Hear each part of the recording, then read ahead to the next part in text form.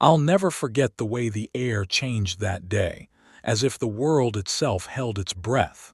We were sitting side by side, the noise of the cafe fading into the background, until it felt like we were the only two people left in existence. I had spent months pretending, convincing myself that this was nothing more than a friendship, that the spark I felt whenever he looked at me wasn't anything more than my imagination running wild. But that day, it all shattered. He reached over the table, his fingers brushing against mine, and for the first time, the casual touch felt like an electric jolt, as if the universe was reminding me that I had been denying myself something essential. His eyes, the kind of brown that felt like warm earth, looked into mine with a depth I couldn't quite place. And for the first time, I didn't pull away, didn't shrink back in fear of whatever I was feeling. It was one of those moments when time bends, and suddenly, everything in you screams that something life-changing is about to happen, even though you don't fully understand it. Then, as if reading my mind, he let out a small laugh, a sound I'd come to treasure in the silence of my thoughts. "I've been waiting for you to figure it out," he said softly, the words carrying a weight that sent a chill down my spine. "I know you've been holding back, pretending not to feel this." His voice wasn't accusatory. There was tenderness there, the kind of understanding that cuts through the noise and directly into the heart. I froze. Had I been that obvious? Was I that easy to read? He leaned in slightly, the tension between us palpable, and my heart skipped. The idea of a kiss with him had been a fantasy I'd danced around for so long, one that I'd always kept in the safe corner of my mind where fantasies go to die. But now, here it was in front of me, alive and real. I could feel the heat of his body just inches from mine, could smell the faint trace of his cologne, could hear the soft beating of his heart. And then, the moment, he reached forward again, his hand cupping my face, pulling me closer. The kiss itself wasn't gentle or hesitant. It was raw, unapologetic, as though he had been holding himself back just as much as I had. When our lips finally met, it was a collision of everything I had buried for so long: desire, confusion, longing, and something deeper, something that felt like coming home after being lost for years. For the briefest of seconds, everything in me clicked, as if every puzzle piece of my existence fell into place, and I knew, without a single doubt, that this was the moment that would change everything. I had spent so long wondering if I could allow myself to love him, but now, in this kiss, I realized I hadn't been choosing to love him at all. It wasn't a decision. It was simply what was always meant to be. And then, just as abruptly, it ended. He pulled away, but not far enough to break the connection. His hand stayed on my cheek, his thumb stroking the skin like a silent promise. I stared at him, dazed, trying to understand what had just happened, but his next words left me breathless, unraveling everything I thought I knew. "I wasn't waiting for you to fall in love with me, you know," he said quietly, the smile on his lips gentle yet knowing. "I was waiting for you to realize you already were." I didn't know how to respond. I was stunned, still reeling from the kiss, from the weight of everything he had just said. His words hung in the air like a confession, not a declaration, and it made the entire moment feel like it wasn't just about us, but about something much bigger. Something I hadn't even been aware of until that exact moment. It was like the truth had always been there, hovering just beneath the surface of every glance, every touch, every conversation we'd had. And now, in one single moment, the floodgates opened and I was drowning in it. My mind was a whirlwind, scrambling to make sense of everything. I had spent so long trying to avoid this feeling, suppressing it with logic and denial. I told myself we were just friends, that his presence in my life was no more significant than anyone else's. But now, everything shifted. His gaze, the way he held me, the way my heart raced at the mere thought of him, it all screamed that I had been lying to myself. The truth was undeniable, and it hit me harder than anything I could have imagined. I'm not. I never thought. I stammered, my voice faltering, not knowing how to voice what I was feeling. How could I explain this overwhelming sensation that was unraveling me from the inside out? How could I put into words the emotions that had suddenly flooded my chest, making me feel both incredibly alive and utterly terrified at the same time? I was afraid of being vulnerable, afraid of what would happen if I fully accepted this, if I admitted that I had been in love with him for longer than I could remember. But he wasn't asking for any of that. He wasn't asking me to confess my love or to even admit what had been simmering beneath the surface for so long. His hand moved from my cheek to my arm, his touch soft but grounding, like a reminder that I wasn't alone in this. "It's okay," he said, his voice barely above a whisper. "You don't need to say anything right now. I've been waiting for you to get there on your own." In that moment, I felt like I was standing on the edge of a cliff, teetering between the familiar comfort of what I had known for years and the terrifying unknown of what this could become. His eyes never left mine, and there was something in them, something so deep and unwavering, that I could no longer deny. He wasn't asking for permission. He wasn't expecting anything from me. He was just waiting. And the realization hit me like a wave. It wasn't just about him and me anymore. It was about who I had become in the process of loving him, of hiding from it, of fighting it until I couldn't anymore. And then, just as I was about to speak, to finally give voice to the chaos inside me, he stood up. The abruptness of it made my heart skip, and I looked up at him, confused. "Wait, what are you?" I started, but before I could finish, he was already walking away. My pulse raced, confusion gripping my chest as I watched him disappear into the crowd. He didn't even look back. I was left there, alone, feeling more exposed than I had ever felt in my life. The warmth of his touch still lingered on my skin, but something had shifted between us. Something that wasn't just about the kiss. Something that I wasn't ready to face.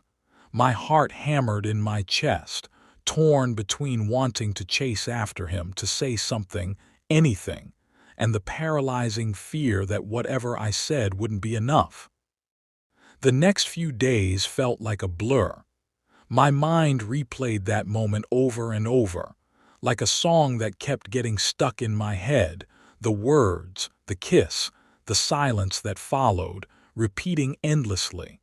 I couldn't focus on anything, couldn't escape the knot of longing that had lodged itself in my chest. It was all-consuming, and I hated it. I hated how vulnerable I felt, how much of myself I had unknowingly given away in that one instant. He had looked at me as if he knew me better than I knew myself. It terrified me. I couldn't shake the feeling that I was no longer just running from him, but from myself as well. I tried to ignore it. I threw myself into work, into distractions, anything to avoid confronting the truth that had slapped me in the face. But every time I saw him, my heart would lurch in my chest. He was there in every corner of my world, even when he wasn't. I'd see him in the smallest things, his laugh echoing in my mind, the way he said my name, that glint of mischief in his eyes. It was maddening. And then, just when I thought I might be able to push it all down and move on, he showed up at my apartment. I wasn't expecting him. I wasn't prepared for him to just "Walk in." The knock on the door startled me. I hadn't heard from him since that day in the cafe. I had convinced myself I had imagined everything: the kiss, his words, the closeness. I had convinced myself that maybe I had read too much into it, that it was a mistake, that I had made it all up in my head. But standing there, looking at him on the other side of the door, all of that denial crumbled. He didn't say anything at first. He just stood there staring at me like he was waiting for me to speak, to make the first move. But I couldn't. My heart was racing again, the same wild rhythm as before, and the weight of his gaze made it impossible to think. The silence stretched between us, thick with tension, until he finally spoke, his voice low and steady. "I don't want to run from this anymore," he said. "I've never wanted to." The simplicity of his words hit me harder than anything else. They were like a confession, a raw admission of everything I had been too afraid to face. He wasn't just talking about us, about the kiss, about the feelings we had shared in that one perfect moment. He was talking about the fear we both carried, fear of falling, fear of the unknown, fear of everything that might change if we let go. He wasn't waiting for me to come to him. He had already made his choice, and now he was giving me the space to make mine. I swallowed hard, suddenly feeling the weight of the decision that loomed over me. In that moment, I knew that everything I had feared, everything I had avoided, was inevitable. There was no turning back. If I chose him, if I allowed myself to love him, it would change everything. The world I had built around myself, the walls I had so carefully constructed to keep this from happening, would come crashing down. And yet, deep down, I realized I wasn't scared anymore. Not of him, not of us, not of what the future might hold. For the first time in a long time, I felt something I hadn't felt in years. Hope. Hope that maybe, just maybe, I could let go. But even as I stood there, the door between us barely open, something shifted in the air. I could feel the tension building again, a weight pressing down on me, making it harder to breathe. I wanted to say something, anything, that would make this moment less suffocating. But instead, I found myself stepping back. Not away from him, but into the unknown. And when I looked at him, my heart still beating wildly in my chest, I saw the same fear in his eyes, but also something else. Something like relief. It was then that I realized. He had been waiting for me to make this decision just as much as I had been waiting for him to make it for me. It wasn't until I stepped back that I realized what I had done, and my heart fell into the pit of my stomach. I had wanted to protect myself so badly that I had almost pushed him away, pushed away the one person who seemed to understand me in ways I never thought possible. The weight of my own hesitation crashed over me like a wave, and I felt the sudden sting of regret. Why had I pulled away? Why hadn't I just trusted him, trusted us, to figure this out together? He hadn't moved. He stood there, silently waiting, his expression unreadable. There was no anger, no frustration, just a quiet understanding, the same look he had given me the first time we shared a space that felt like more than just friendship. It was a look that said he knew exactly how I felt. He knew my fear, but he didn't retreat, and that's what broke me.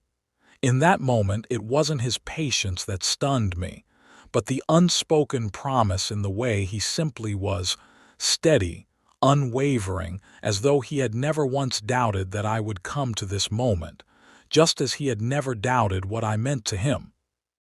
For the longest time, I had convinced myself that if I just kept my distance, if I just held on to that invisible line between us, I could keep my heart from shattering. But the reality was much harsher than I had prepared myself for. The longer I stood there, the more I realized that I wasn't just denying him. I was denying myself, denying the chance at something real, something raw, something that could transform both of our lives in ways neither of us could predict. And then, without even thinking, I crossed that line. It wasn't a grand, dramatic gesture. There were no fireworks, no dramatic speeches, no rehearsed words of apology or confession. It was simply me stepping toward him, the decision finally breaking through the fog of doubt and fear that had clouded my mind for so long. I walked to him, close enough to feel the heat of his presence again, close enough to see the subtle flicker of relief in his eyes. His lips parted as if to say something, but I didn't give him the chance. I reached up, cupping his face in my hands, and for the second time I kissed him. This time there was no hesitation, no fear. The kiss was deeper, fuller, as though everything that had been held back before now poured into that single perfect moment. And in that kiss, I felt something I hadn't felt in years: trust. I was trusting myself, trusting him, trusting the space between us to be a place of safety, not danger. And as the kiss lingered, as the world around us seemed to disappear once more, I realized that it wasn't the kiss that had changed everything. It was the realization that, for the first time in my life, I was ready to be loved, just as I had always been ready to love him. The walls I had built around my heart crumbled, not because he had asked me to, but because I finally understood the power of letting go.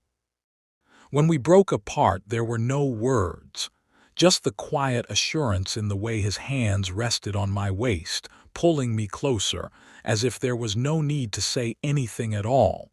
And for the first time I understood, this wasn't the beginning of something. It was the continuation of something that had been there all along. The kiss, the moments, the fear, it was all a part of the journey, and now we were walking it together. The days that followed felt like an entirely new chapter, though the world around us hadn't changed much at all. The sun still set, the city still hummed with its usual rhythm, but for us, everything felt different. It was as if we had crossed some invisible threshold, one that marked the end of the uncertainty and the beginning of something we could finally claim as our own. We were no longer tiptoeing around each other, avoiding what we were both too afraid to admit. We didn't need to say much anymore.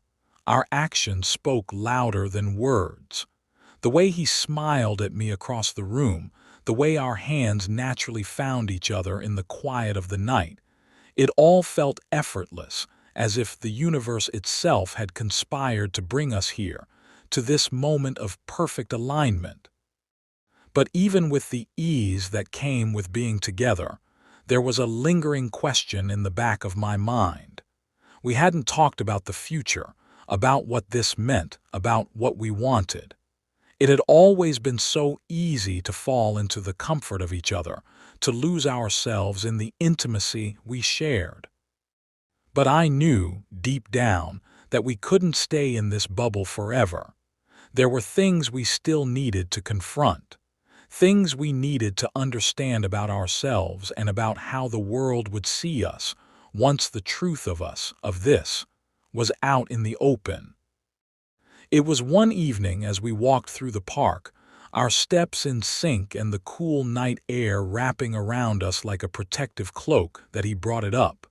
His voice was soft, his tone serious, and I felt a knot tighten in my stomach.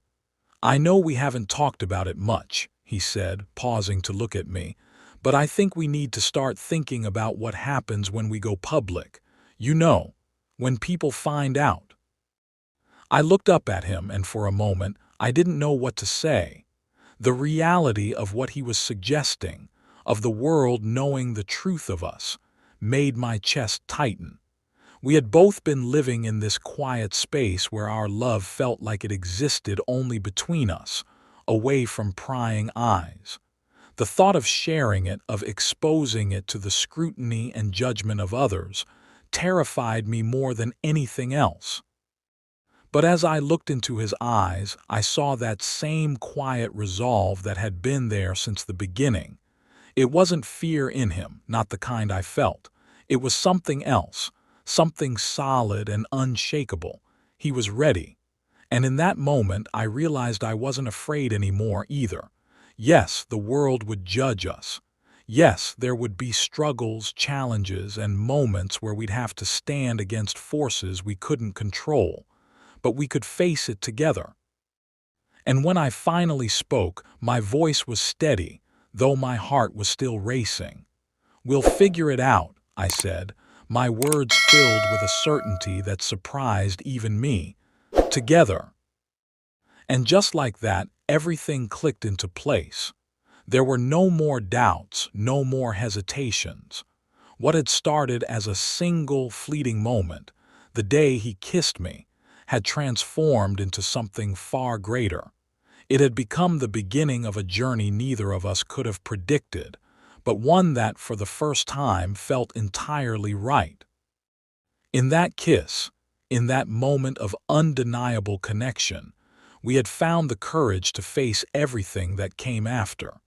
And no matter what the world had in store for us, we knew we were ready to walk through it side by side.